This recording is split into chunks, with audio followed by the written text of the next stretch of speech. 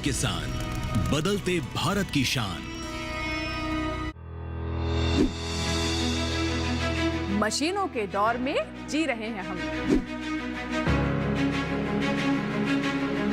काम को बेहतर और आसान बना रही हैं मशीनें।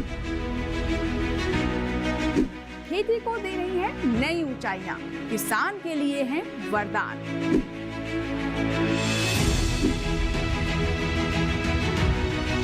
कृषि मशीनरी पर आधारित देखिए हाईटेक खेती, शनिवार शाम 7 बजे, पुनः प्रसारण रविवार सुबह 7 बजे, सिर्फ दूरदर्शन किसान पर।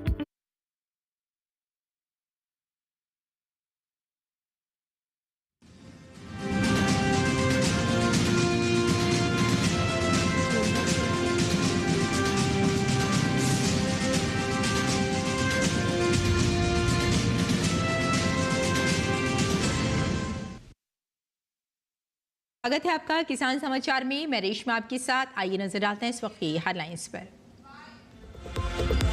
केंद्रीय कृषि मंत्री शिवराज सिंह चौहान ने प्रधानमंत्री की अपील को दोहराते हुए देशवासियों से की स्वदेशी उत्पाद खरीदने की अपील। कहा, इससे किसानों को होगा फायदा और देश की अर्थव्यवस्था होगी मजबूत।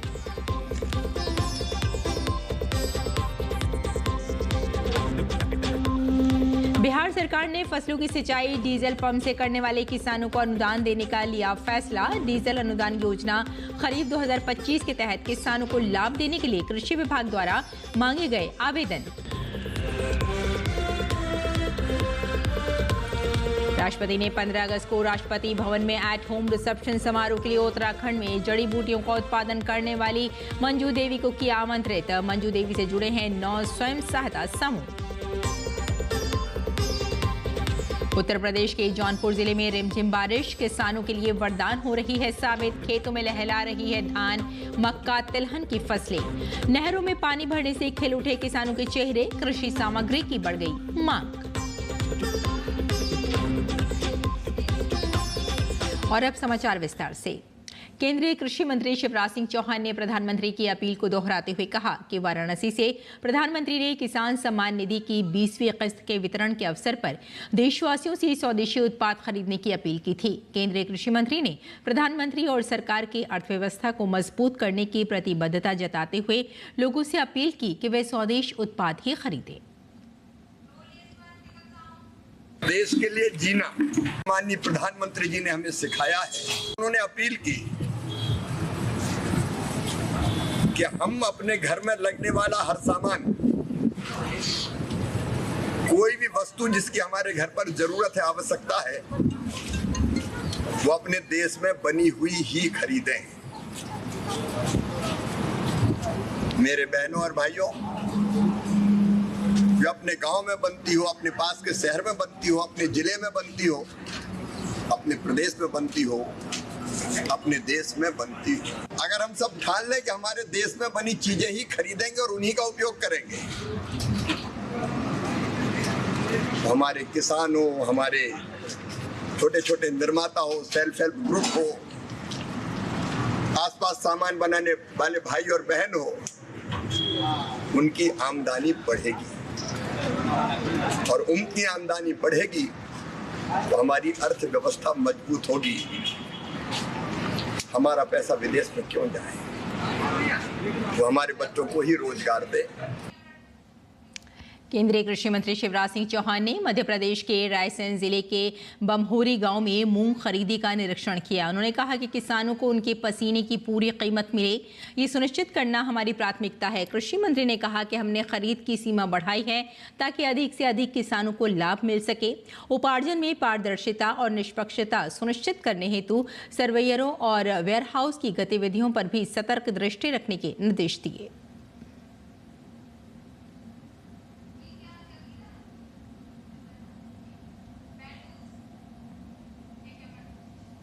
और मध्य प्रदेश के रायसेन जिले में बाढ़ के कारण लोगों का जीवन अस्त व्यस्त हो गया है। ऐसे में केंद्रीय कृषि मंत्री शिवराज सिंह चौहान ने बाढ़ से हुए नुकसान का जायजा लिया और रायसेन जिले के साईखेड़ा गांव में परिवारों से बातचीत की। इस दौरान केंद्रीय मंत्री ने कहा कि बाढ़ के कारण फसलें और घर बर्बाद हुए हैं, उनको सर्वे कराकर उन्हें तत्काल सुविधा दी जाएगी। इस दुख की घड़ी में सरकार पीड़ितों के साथ खड़ी है।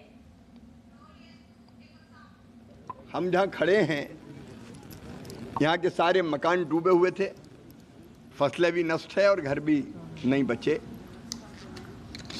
सर्वे चल रहा है अभी। इस व्यापक नुकसान को अभी हम और आगे सिलवानी तक देखेंगे और दुख की इस घड़ी में हम अपनी दुखी जनता के साथ खड़े हैं।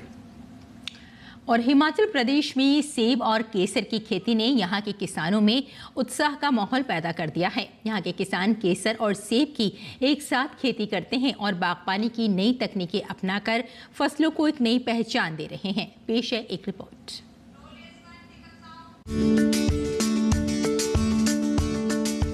हिमाचल प्रदेश सेब की पैदावार के लिए मशहूर है। यहाँ के सेब पूरे देश में मशहूर हैं और राज्य की अर्थव्यवस्था में एक महत्वपूर्ण भूमिका निभाते हैं। हिमाचल प्रदेश के किन्नौर की सांगला घाटी में सेब बागबान इस बार की पैदावार से काफी उत्साहित हैं। यहाँ के उन्नत बागबान सेब और केसर की खेती एक साथ करते हैं और इसीलिए इनकी खेती भी कुछ खास है। किन्नौर का सेब अनुमानित पैदावार के मामले में तीसरा स्थान है और किन्नौर के सांगला का सेब सबसे खास माना जाता है। यहाँ के बागबान नित नए प्रयास करते हैं, बागबानी की नई नई तकनीकें अपनाते हैं और आत्मनिर्भरता की राह में आगे बढ़ रहे हैं। आज स्थिति ये है कि सेब बागबानी के क्षेत्र में सांगला घाटी पूरे किन्नौर और पूरे हिमाचल के लिए प्रेरणा स्रोत बन रही है।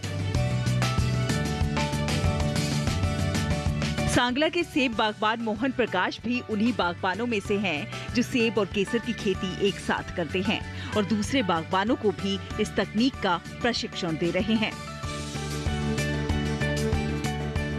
इस बगीचे में मैं 3 किस्म का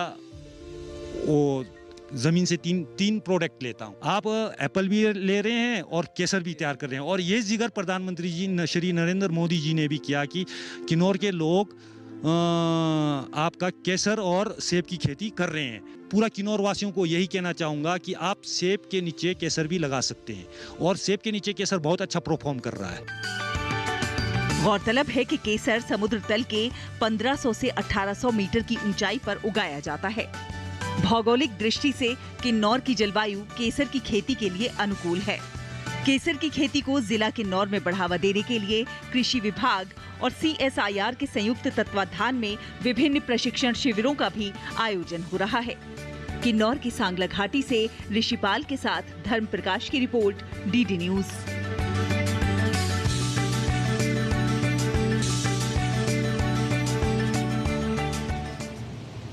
इस वर्ष मानसून सीजन के दौरान जहां कई राज्यों में सामान्य से अधिक बारिश हुई है, तो वहीं कई राज्यों में कम वर्षा से सूखे की स्थिति बन गई है।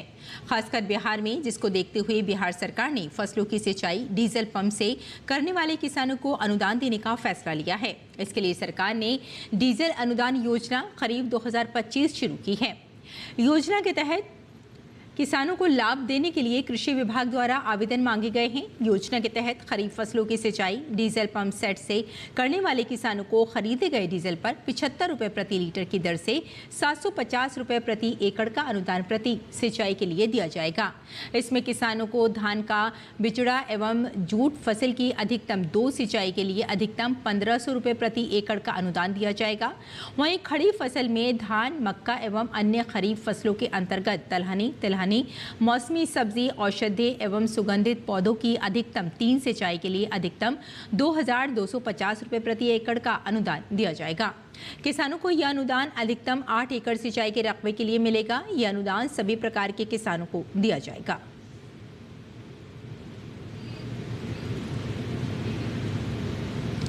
नालंदा जिला के अंतर्गत ग्रामीण इलाकों में सिंचाई हेतु विभिन्न नहर प्रणालियों में अंतिम छोर तक पानी की उपलब्धता सुनिश्चित करने के उद्देश्य से रविवार को कृषकों के साथ चौपाल का आयोजन कर विचार विमर्श किया गया।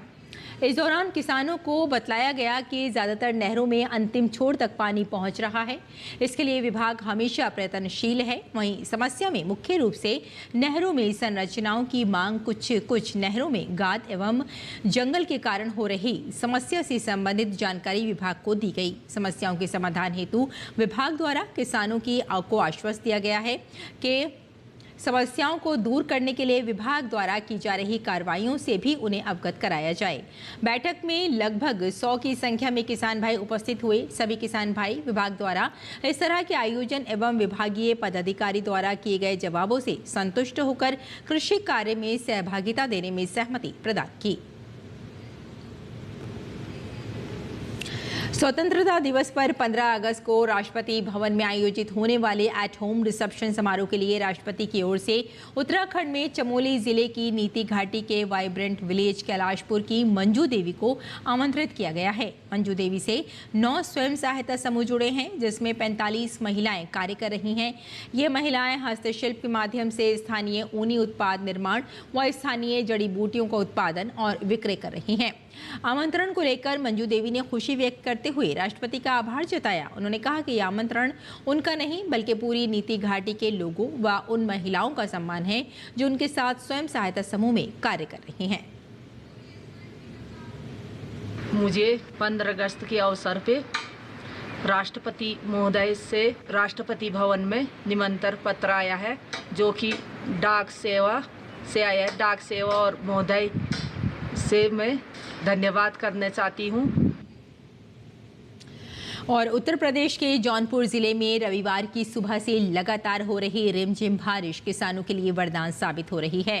खेतों में धान, मक्का, तिलहन समेत कई सभी फसलें लहला रही हैं और किसानों के चेहरों पर खुशी साफ झलक रही है। बारिश से इन फसलों को लाभ हो रहा है, जिसके कारण इस साल अच्छी फसल होने की उम्मीद है। खासकर मानसून की बारिश भारतीय किसानों के लिए एक महत्वपूर्ण वरदान है। ये न केवल फसलों की सिंचाई के लिए पानी प्रदान करती है, बल्कि मिट्टी को उपजाऊ भी बनाती है। सही समय पर और सही मात्रा में बारिश रबी और खरीफ दोनों फसलों के लिए फायदेमंद होती है। ये बरसात धान की फसल के लिए वरदान है। कई हफ्तों से बारिश का इंतजार कर रहे किसान अब राहत की सांस ले रहे हैं। पानी की कमी से सूख रही धान की फसल में फिर से हरियाली लौट आई है। किसान ने बताया कि अगर 2-3 दिन और पानी न गिरता तो सारी मेहनत बेकार हो जाती। अब खेत भीग गए हैं, इससे फसल के लिए उम्मीद जगी है। बारिश से गांवों में फिर से रौनक लौट आई है। खेतों की मिट्टी में नमी आ गई है। तालाबों और नहरों में पानी भरने से किसानों के चेहरे खिल उठे हैं। बाजारों में भी कृषि सामग्री की मांग बढ़ गई है।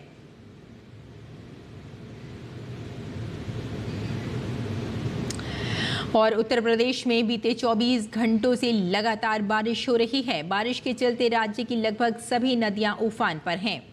वहीं उत्तराखंड, मध्य प्रदेश और राजस्थान में हुई बारिश का असर यहां से आने वाली नदियों में दिखाई दे रहा था। चंबल, बेतवा, केन और क्वारी जैसी मध्य प्रदेश और राजस्थान से आने वाली नदियां यमुना में मिलकर प्रयागराज में बाढ़ का रौद्र रूप धारण कर चुकी हैं। जालौन, हमीरपुर, कानपुर, फतेहपुर, प्रयागराज, वाराणसी के निचले इलाके जलमग्न हो चुके हैं। मुख्यमंत्री योगी आदित्यनाथ ने सभी जिलों में राहत और बचाव कार्य के निर्देश दिए हैं तथा एक मंत्री को जिले का दायित्व सौंपा है। इसके साथ ही मूसलाधार बारिश के चलते 44 जिलों में स्कूलों को भी बंद कर दिया गया है। प्रदेश में हो रही लगातार बारिश का असर भी अब इन नदियों पर दिखाई पड़ने लगा है, जिससे बाढ़ की स्थिति भयावह हो सकती है।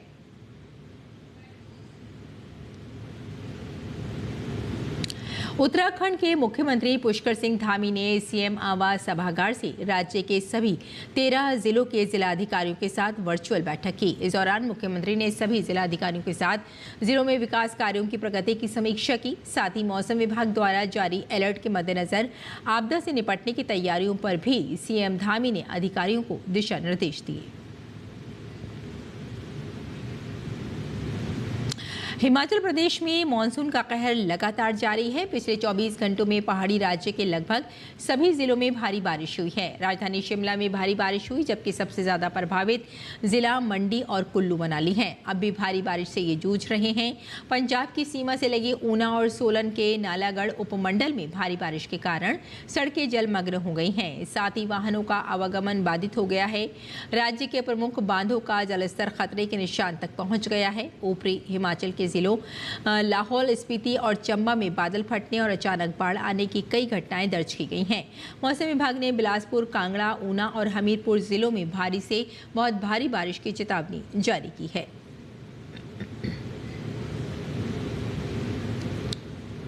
पहाड़ी राज्य में रात से ही रुक रुक कर तेज बारिश हो रही है। उत्तराखंड के देहरादून में हो रही लगातार तेज बारिश से नदी और नालों का जलस्तर बढ़ गया है। रिस्पना समेत अन्य नदियों का जलस्तर बढ़ने के बाद प्रशासन ने लोगों से नदी नालों से दूर रहने की अपील की है।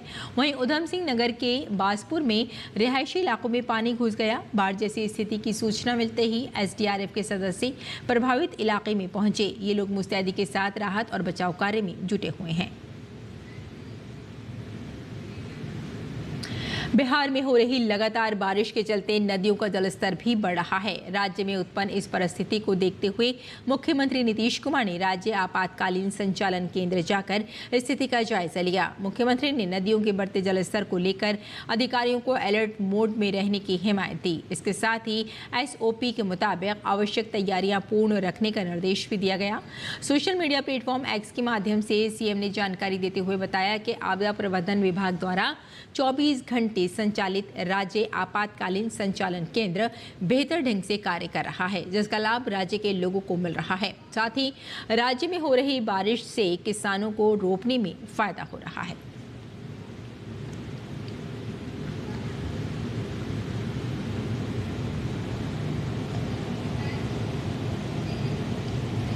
यूपी के प्रयागराज में गंगा और यमुना नदी उफान पर हैं, जिससे रिहायशी इलाकों में लोगों के घरों में नदी का पानी घुस गया है। प्रशासन पूरी मुस्तैदी के साथ राहत और बचाव कार्य में जुटी हुई है। इस कड़ी में कई लोगों को रेस्क्यू भी किया गया।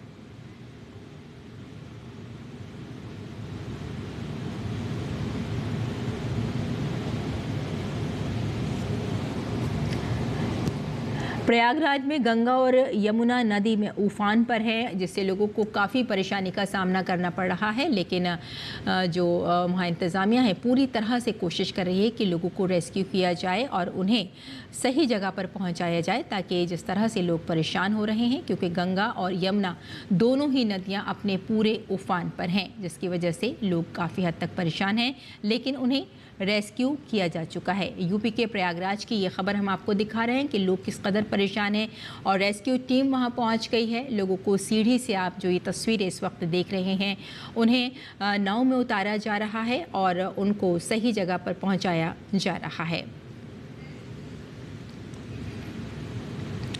प्रधानमंत्री नरेंद्र मोदी ने हाल ही में किसान सम्मान निधि की 20वीं किस्त जारी की। इस योजना से मिलने वाली राशि पाने के बाद किसानों के चेहरे खिल उठे। पंजाब में पठानकोट के किसानों के लिए पीएम किसान सम्मान निधि वरदान साबित हो रही है। लाभार्थी किसानों का कहना है कि इस स्कीम के तहत मिलने वाली राशि से हम आर्थिक रूप से मजबूत हो रहे हैं और खेती को आगे बढ़ा रहे हैं।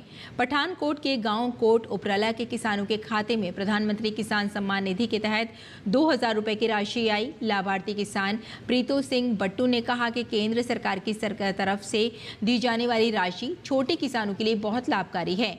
इन पैसों से खेत में खाद और सिंचाई का काम समय से पूरा हो जाएगा। एक अन्य लाभार्थी ने बताया कि मेरे खाते में पीएम किसान योजना के तहत 2000 रुपये आए हैं। इन पैसों से खेती करने में मदद मिलती है। फसलों को समय पर खाद और दवाइयां दी जा सकती हैं। इसके लिए सरकार को बहुत धन्यवाद। प्रेमचंद जी ने बताया कि पीएम किसान सम्मान निधि से खेती करने वालों को आर्थिक रूप से मजबूती मिलती है।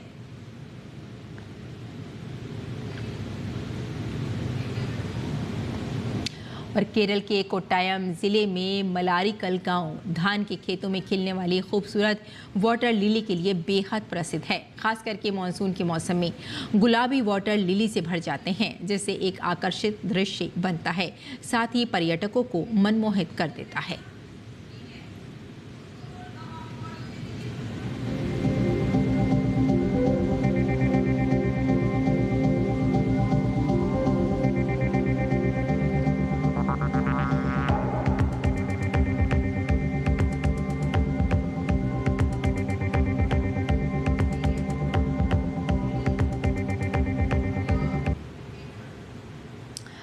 तो अब इन खूबसूरत फूलों के बाद आइए बात कर लेते हैं कि किसान इस मौसम में कैसे रखें अपनी खेती का ख्याल।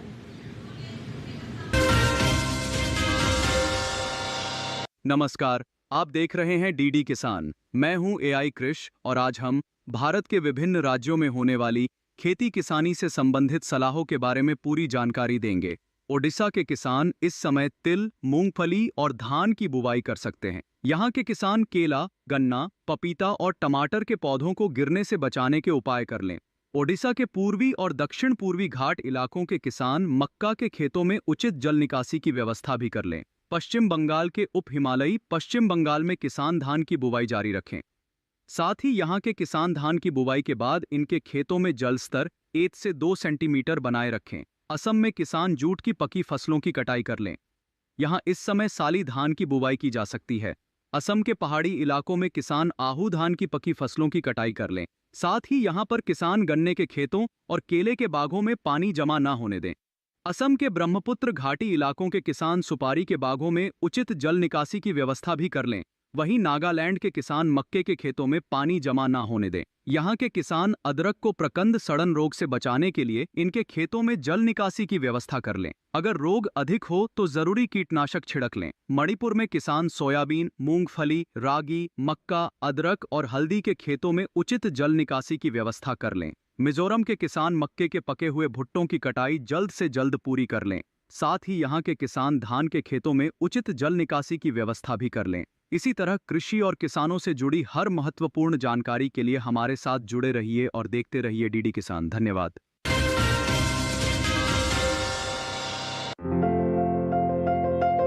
ये मौसम भिंडी की बुवाई के लिए अनुकूल है। उत्तरी भारत के मैदानी इलाकों में गर्मी की फसल जनवरी के अंतिम सप्ताह से मार्च तक और बरसात की फसल जून से जुलाई तक बोई जाती है। 1 हेक्टेयर में भिंडी की बुआई के लिए 18 से 22 किलो बीज पर्याप्त हैं। भिंडी की बुआई करने से पहले खेतों को जोतकर तैयार कर ली, खरपतवार को साफ कर ली। बुआई करते समय कतार की कतार से दूरी 30 सेंटीमीटर और पौध से पौध की दूरी 13 से 15 सेंटीमीटर रखें।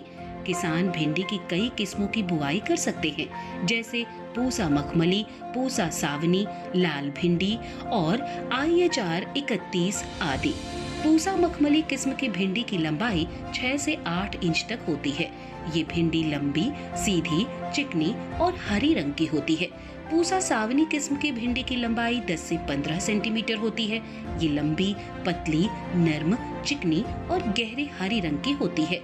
पूसा सावनी किस्म की 1 हेक्टेयर में 80 से 100 क्विंटल तक पैदावार ली जा सकती है। लाल भिंडी लंबी, सीधी और गूदेदार होती है, जबकि IHR 31 किस्म की भिंडी की लंबाई 24 सेंटीमीटर तक होती है। ये मोटे गूदे वाली और हल्के हरी रंग की होती है। अगर बात सिंचाई की करें तो बुआई के तुरंत बाद फसल में पहली सिंचाई करें और फिर दूसरी और तीसरी सिंचाई 3 से 4 दिन के अंतराल पर करें। फसल की अच्छी बढ़वार के लिए खेतों में समय समय पर निराई गुड़ाई करते रहें।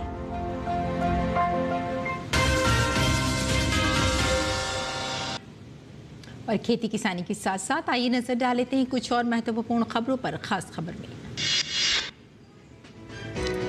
सावन के आखिरी सोमवार के दिन सोमनाथ मंदिर में भक्तों की भारी भीड़ उमड़ी। सुबह से ही भक्त भगवान शिव के दर्शन और जलाभिषेक के लिए कतारों में लगे रहे। उत्तर प्रदेश की गाजीपुर पुलिस ने माफिया मुख्तार अंसारी के छोटे बेटे उमर अंसारी को लखनऊ से गिरफ्तार किया। झारखंड के पूर्व मुख्यमंत्री शिबू सोरेन का 81 साल की उम्र में दिल्ली के सर गंगाराम अस्पताल में निधन हो गया। वे लंबे समय से बीमार चल रहे थे और पिछले कुछ दिनों से वेंटिलेटर पे थे। उत्तर प्रदेश के मुख्यमंत्री योगी आदित्यनाथ ने राजधानी लखनऊ में समीक्षा बैठक की। इस बैठक में मुख्यमंत्री ने प्रदेश में कानून व्यवस्था, बाढ़ की स्थिति, शिक्षा विभाग के कार्यक्रमों, हर घर तिरंगा, ड्रोन संचालन सहित विभिन्न कार्यों की समीक्षा की और आवश्यक दिशा निर्देश दिए। पहलगाम आतंकी हमले में पाकिस्तानी आतंकियों के शामिल होने के निर्णायक सबूत मिले हैं। आतंकियों के पास से पाकिस्तानी सरकार द्वारा जारी दस्तावेज बरामद हुए। इनमें पाकिस्तानी वोटर ID कार्ड्स और पाकिस्तान चुनाव आयोग द्वारा जारी 2 लैमिनेटेड वोटर स्लिप मिली हैं। तो किसान समाचार में फिलहाल इतना ही। अनुमति दें। नमस्कार।